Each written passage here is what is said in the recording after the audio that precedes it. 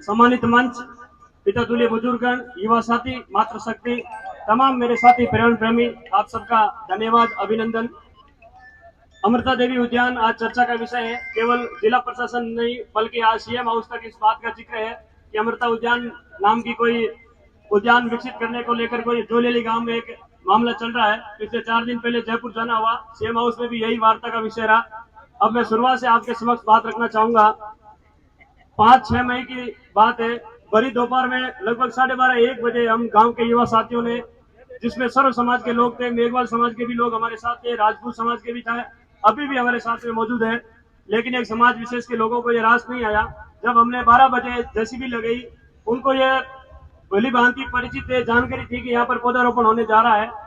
शुरुआती 2 दिनों तक उन्होंने किसी प्रकार का कोई जिक्र नहीं किया। हमने पौधारोपण किया, 3 दिन का समय लगा। 3 दिन के बाद गांव के कुछ अराजक तत्व, कुछ असामाजिक तत्व अपनी बात रखने के लिए या अपनी प्रसिद्धि पाने के लिए, चर्चा में रहने के लिए, राजनीतिक रोटियां सेकने के लिए, आने वाले चुनाव के लिए उनका जो भी निजी हित रहा होगा वो उनका काम जाने, उन लोगों ने 8-10 लोगों का एक ग्रुप बनाया और हमारा विरोध करना स्टार्ट किया। विरोध इस प्रकार से बढ़ा कि बड़े बुजुर्गों तक ये बात गांव के मौजूद लोगों के सामने आई। फिर बुजुर्गों ने इस बात को यहाँ तक ही कह दिया कि अगर पौधा रोप रहा है, अगर गोचर भूमि में पौधारोपण हो रहा है तो ये बिल्कुल वास्तव में बहुत अच्छा विषय है। बावजूद इसके कुछ लोगों ने एक ऐसी भ्रांति फैलाई कि जोलियाली के कुछ युवा लोग हैं जो भूमाफिया के तौर पर इस जमीन पर कब्जा करना चाहते हैं। लेकिन हमारा वो बिल्कुल कोई ऐसा मोटो भी नहीं था, कोई उद्देश्य नहीं था। आप सबको भली भांति आप भी जान लेंगे जब मैं पूरा विषय आपके समक्ष रखूंगा। हमने पौधारोपण किया। 3 दिन के बाद उस एक समाज विशेष के लोगों ने लगभग 30-35 गांव के लोगों को एकत्रित किया और हमारी बात को मतलब हम तक पहुंचने के लिए एक प्रतिनिधि मंडल हमारे समक्ष भेजा कि आप जो भी है ये काम गलत कर रहे हैं, आपको यहाँ पौधारोपण नहीं करना चाहिए, जो भी है बात आप समझ लो। हमने इस बात का जिक्र किया, आपस में वार्ता बढ़ी, लेकिन मामला बैठा नहीं, तनाव बढ़ता गया। सरकार ने एक अच्छा निर्णय लिया कि वहां पर 145 की कार्रवाई करवाई और दोनों समुदाय विशेष के बीच में कोई मनमुटाव नहीं हो, आपसी टकराव नहीं हो, इसके संदर्भ में उन्होंने 145 की कार्रवाई करके उस जमीन पर 2 बीघा 9 बिस्वा जमीन पर जो है वो उसको कुर्क घोषित कर दिया।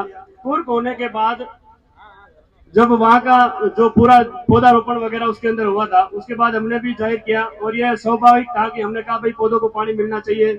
इस बारे में जो भी मैटर चला, कानूनी प्रक्रिया चली। एक कुर्क होने के बाद रिसीवरी नियुक्त हुई, पुलिस थाना जवर के अंदर ये जमीन आई। उसके बाद कुर्क होने के बाद उन लोगों को फिर भी रास नहीं आया कि आने वाले समय में ये लोग इस जमीन पे आज भी इन्होंने अगर अपना कब्जा साबित किया है। वैसे कब्जा नहीं था, कुछ समय मतलब 10-15-20 साल से ये बड़े बुजुर्ग कहते आए हैं कि यहाँ पर रेस्क्यू सेंटर था।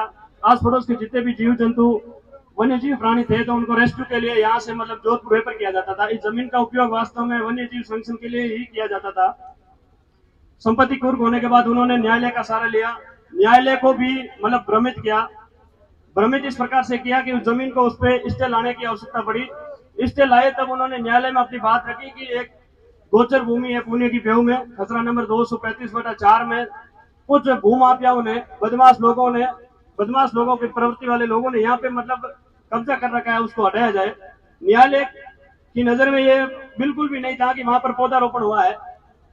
जब यह याचिका दायर हुई, न्यायालय में यह मामला आया, तत्पश्चात एकल पीठ में जब मामला चला, सिंगल बेंच के न्यायाधीश महोदय पुष्पेंद्र जी भाटी साहब ने आदेश दिया कि जो कुर्क हुआ अनेक्सर 17 और 18 कुर्क होना और रिसीवरी उनको बातचीत नहीं मानते हुए, मतलब आप जो है वो इस संपत्ति को अतिक्रमण को आप हटाइए, जिसमें आप जो कुर्क हुआ है वो बाध्य नहीं रहेगा।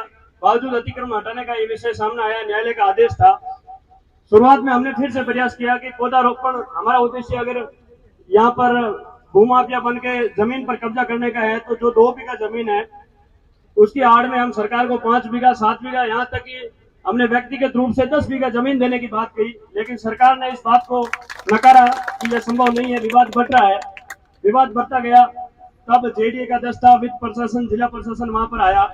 हमने भी पर्यावरण प्रेमियों को सूचित किया। पहले दिन हमने केवल गांव तक मामले को सीमित रखा, जोलेली गांव की मातृशक्ति को भी बुलाया। पूरा वहां पर मतलब एक सुनियोजित तरीके से शांतिपूर्ण रूप से हमने अतिक्रमण को नहीं हटाने का, मतलब जो तारबंदी थी, पौधारोपण किया हुआ था, अगर तारबंदी हट जाती तो उन पौधों को आवारा पशुओं द्वारा उखाड़ के फेंक दिया जाता था। इसकी सुरक्षा के लिए हमने तारबंदी लगाई। बावजूद बड़े बुजुर्गों ने कहा विवाद बढ़ रहा है तो आप ऐसा करो, तारबंदी को हटा दो। हमने उनकी बात मानी, उनके कहने से वहां से तो तारबंदी है वो हटा दी। फिर उनका वो मन भाया नहीं। उनकी जो प्रमुख समस्या यही थी कि एक समाज विशेष की मानते हैं, मैं मानता हूँ, बल्कि पूरा समाज मानता है, पूरा विश्व मानता है कि अमृता देवी जैसे महापुरुष जो है सर्व समाज के हैं। लेकिन उनको ये रास नहीं आया कि विष्णु समाज के लोग अमृता देवी नाम से यहाँ पार्क बना रहे हैं, ये जो सर्किल है अमृता देवी के नाम से हो जाएगा। इस विषय को उन्होंने अपना उद्देश्य मानते हुए हमारे ऊपर आरोप प्रत्यारोप लगाते रहे।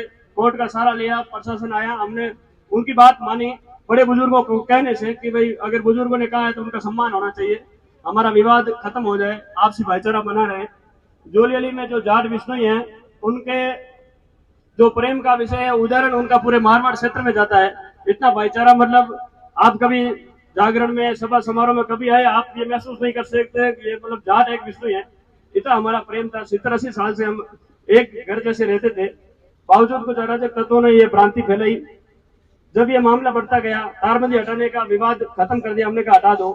फिर उनको ये समस्या हुई कि अमृता देवी नाम का जो बोर्ड लगा है वो बोर्ड हटाया जाए। बोर्ड हटाने की बात आई, तब हम पर्यावरण प्रेमियों की भावनाओं को भी ठेस पहुंची।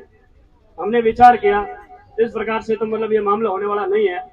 इस मामले को समाज में मतलब प्रसारित किया जाए, समाज को भी इस संदर्भ में अवगत करा देते हैं।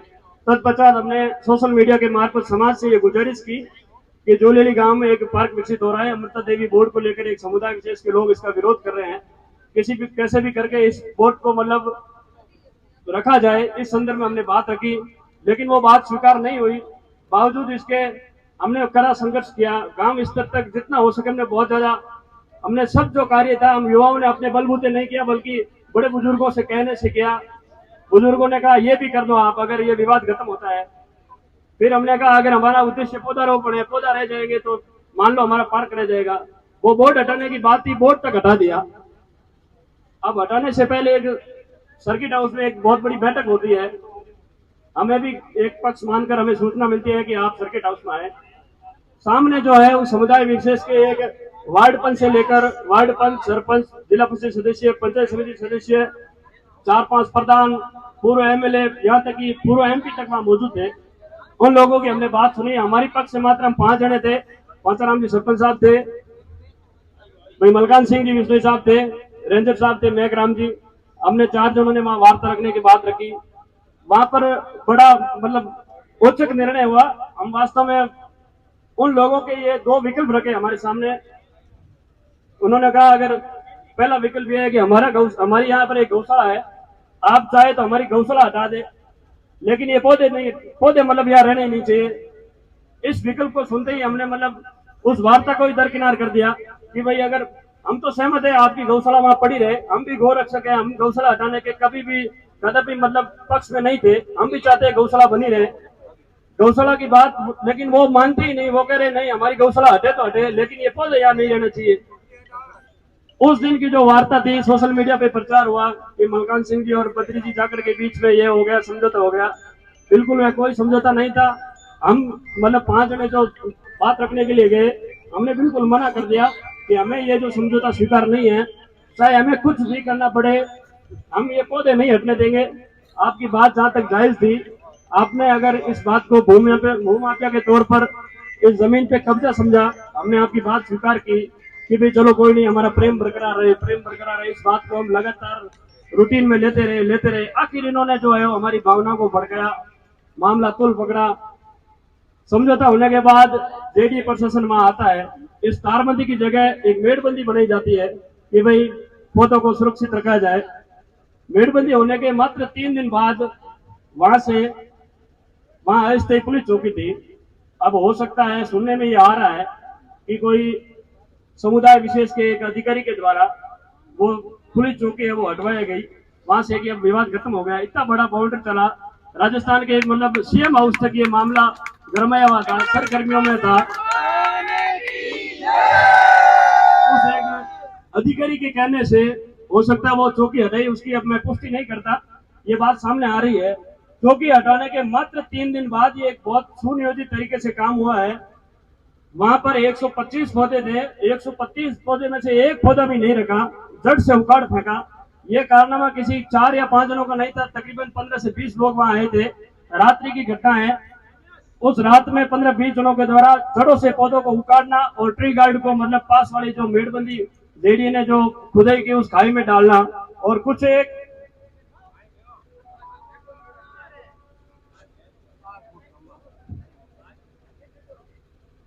मतलब ट्री गार्ड वहां से गायब भी थे। तत्पश्चात जब ये रात में घटना हुई, अब आप सुनना, ये जो लोग बाहर से आए हुए लोग हमें कहते हैं कि हम बाहर से आए हैं, जो लोग असामाजिक तत्व है यहाँ, अब आपको भी ये लगेगा कि भाई इसमें गलती किसकी है। रात में वो पौधे उखड़ते हैं। सुबह 6:30 बजे के लगभग हमें सूचना मिलती है कि रात में किसी किन्हीं मतलब लोगों ने पौधे उखाड़ दिए। हम लगभग 15 जने वहां जाते हैं। तुरंत प्रभाव से मैं व्यक्तिगत मैंने सीआई साहब को कॉल किया कि पहले भी एक बार 10-15 पौधे तोड़े, हमारी पत्र की पट्टिका तोड़ी, वो आपने अज्ञात मुकदमा दर्ज करवाया।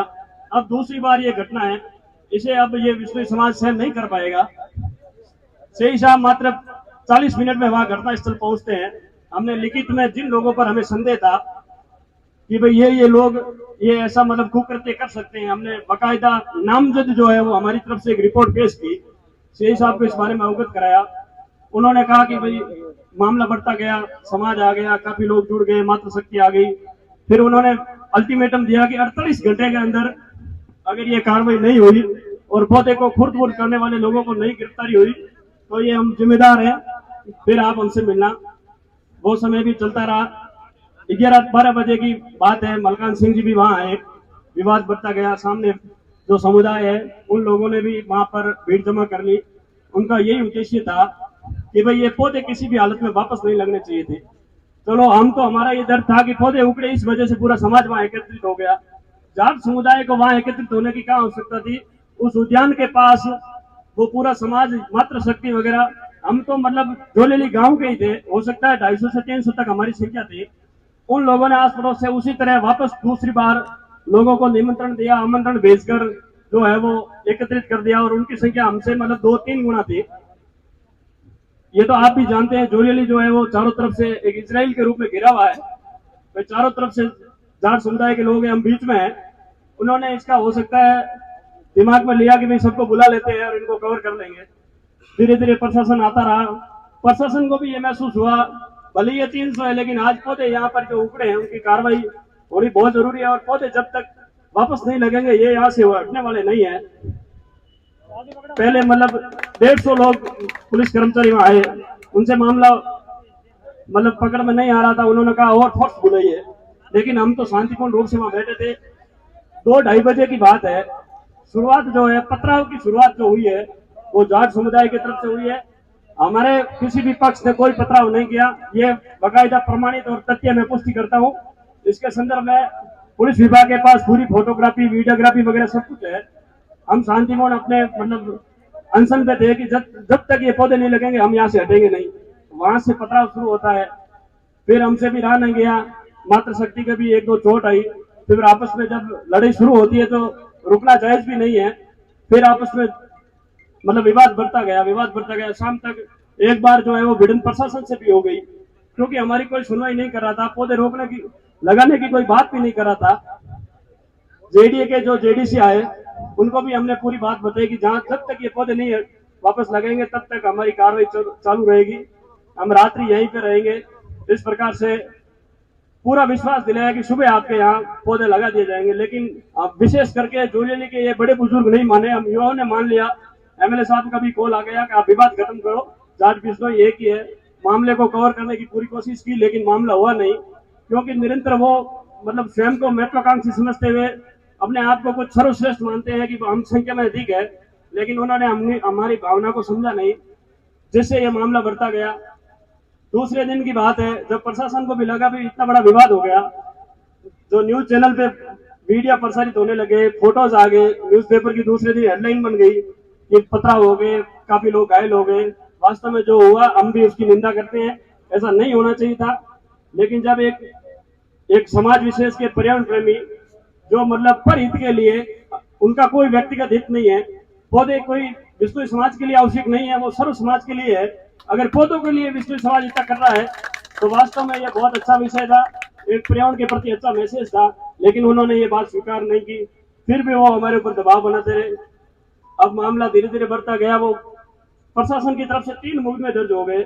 सरकारी संपत्ति को नुकसान, राजकार्य में बाधा, मतलब एक भीड़ के रूप में पुलिस पर हमला करके ऐसे 307/4 ऐसी धारा लगा दी। ये भी नहीं लगानी चाहिए थी, क्योंकि जिन्होंने वास्तव में पथराव किया उसके जांच का विषय, अभी वो धारा लगी चाहे हटेगी वो जांच का विषय है और वो पुलिस तय करेगी। उसके बाद एक रोचक तथ्य सामने आता है। एक घटना होती है और हमारे ऊपर 7 मुकदमे दर्ज होते हैं, 7 रिपोर्ट देते हैं और 7 मुकदमे दर्ज होते हैं। दूसरी तरफ हमारे समाज विशेष को यह टारगेट किया जाता है कि आपके स्थानीय एमएलए साहब है वो इन्वॉल्व हो रहे हैं, उनकी सब ये जो कहानी है वो आपको पीछे से सपोर्ट कर रहे हैं। मेरा यह मानना है, आप भी इस बात को जरा सोचना। हमने 5 रिपोर्ट पेश की, क्योंकि हमारे भी एक महिला के गहरी चोट लगी थी, एक बुजुर्ग व्यक्ति जो अभी हमारे बीच में उनको भी गहरी चोट लगी, एक नाबालिग बच्चा जो स्टेशनरी का सामान लेकर घर की ओर जा रहा था उसको भी वहां पर महिलाओं ने पकड़ के उसके साथ मारपीट की। कुछ युवा लड़के भी थे। हमने 5 रिपोर्ट दर्ज करवाने की बात वहां रखी, लेकिन हमारी तरफ से मात्र 1 मुकदमा दर्ज हुआ। उन्होंने 7 रिपोर्ट दर्ज करवाई और साथ ही साथ मुकदमे के रूप में दर्ज हुए। बड़ी चिंता का विषय है। फिर भी वो समाज हमारे ऊपर आरोप प्रत्यारोप लगा रहे हैं कि विश्नोई समाज है, इनके स्थानीय एमएलए ये है वो है। अगर एमएलए साहब हमारा सपोर्ट करते तो निश्चित रूप से जो हमने 4-5 रिपोर्ट दर्ज करवाई वो 4-5 रिपोर्ट मुकदमे में दर्ज होती। हमारे मुकदमे भी दर्ज नहीं हुए, फिर भी मतलब वो लोग हमारे ऊपर आरोप प्रत्यारोप लगा रहे हैं। फिर निरंतर मामला बढ़ता गया। इस प्रकार से समझौते की बात रखी कि नहीं ऐसा ऐसा होना चाहिए।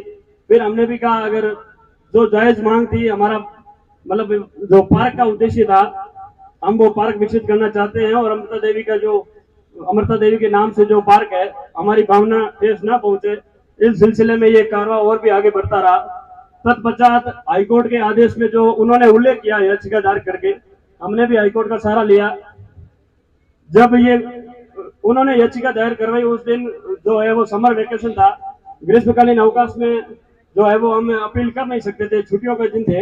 हमने डीबी का सहारा लिया, डबल बेंच में अपनी बात रखी, लेकिन जोग संजोग ऐसे थे कि उन लास्ट में 13-14 दिनों में डबल बेंच का गठन भी नहीं हुआ न्यायालय में।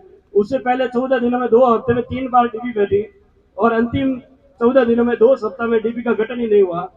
अभी कल परसों की बात है, हमने जो सिंगल बेंच का उसको मतलब पिटीशन को वापस हमने पार्टी बनकर अपनी बात रखी न्यायाधीश महोदय से, उन्होंने हमारी बात को सुना। तत्पश्चात कल का यह आदेश है कि भाई जितनी भी ये गोचर भूमि है 450 के लगभग पुणे की पेऊ की जो तमाम गोचर भूमि है उसका सीमांकन किया जाए, पैमाइश करके जितना भी वहाँ अतिक्रमित स्थान है वो अतिक्रमित स्थान को चिन्हित करें और पालना रिपोर्ट भेजने की बात कही है।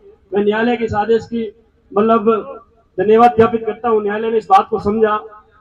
इस प्रकार से जिन लोगों ने भी अभी जब हम रैली निकाल रहे थे, एमएलए साहब का कॉल भी आया, वो सीधे कलेक्टर साहब के संपर्क में है, हमारी बात वहां तक भी पहुंच रही है। उसके बाद सुबह जब यहाँ हम रातानाडा में पहुंचे उस टाइम एडीएम साहब से अपने भाई समाज के राष्ट्रीय प्रधान देवेंद्र बूढ़िया की बात हुई। बूढ़िया जी ने भी हमें कहा कि भाई किसी प्रकार का कोई अनुशासनहीन होने का कोई संकेत मत देना, शांतिपूर्ण अपनी बात रखना। इस टाइप से समाज का जो सहयोग है, आप जो तमाम बुजुर्ग लोग हैं, आपकी ताकत जो है हमारी ताकत है। आपका आशीर्वाद हमारे ऊपर सदैव बना रहे, ऐसी हम कामना करते हैं। पुनः आप सभी का धन्यवाद। जय हिंद, जय भारत।